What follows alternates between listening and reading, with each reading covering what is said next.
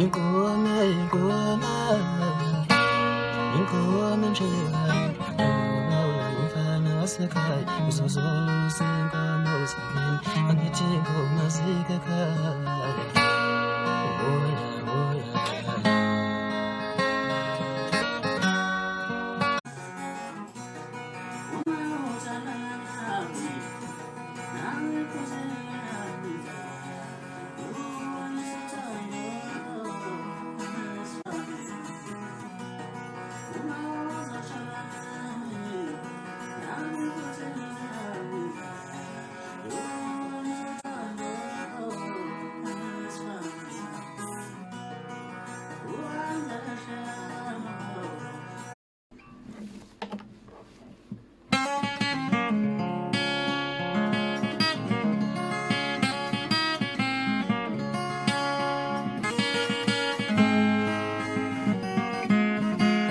Unjalo masikhuluma naye, umama wami wayekhala izinyembezi, noma ubani ubani.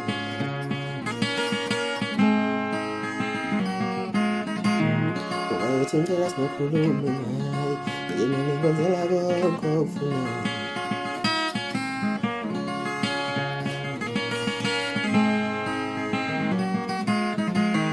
Unjalo masikhuluma naye, umama wami wayekhala izinyembezi, noma ubani ubani.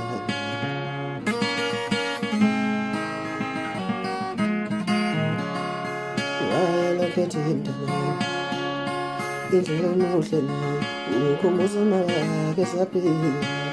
Ubalala mami, wathi ngitshela abantu uzongibulala. Wayelokhethe emntanami, indlela omuhle naye, ungikhumbuza umakakhe esaphila.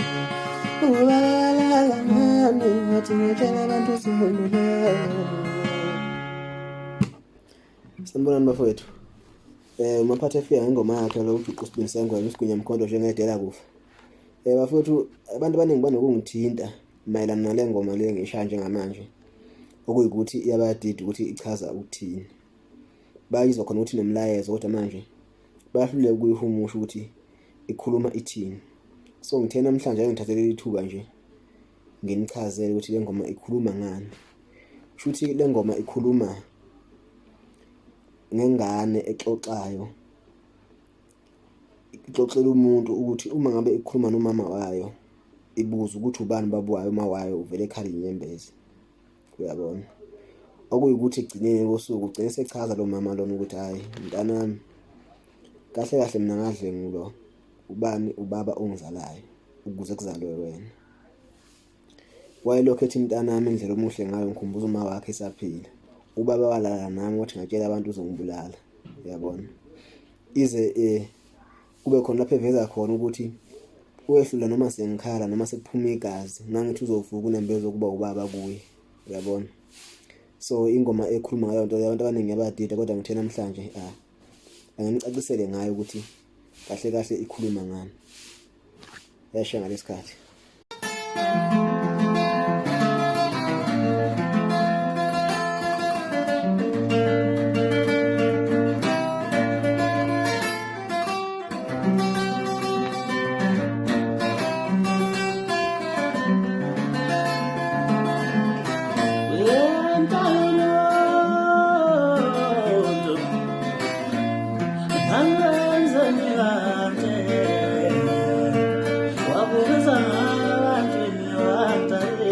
Wanjanisa,